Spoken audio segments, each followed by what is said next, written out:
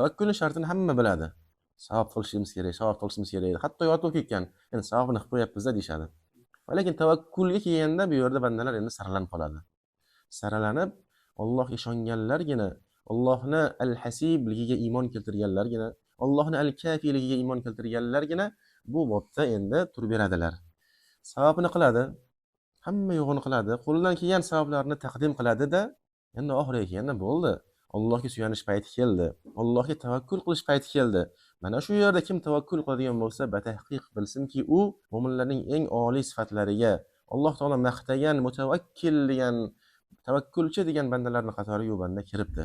Alloh suygan bandalarini va yana Allohning yetukli bo'lgan sifatini, xos ma'nosini ularga ishlatadigan bandalarini qatoriga kirgan bo'ladi u banda. Bu bandalarga Allohning xursandchilik bashorati bo'laversin.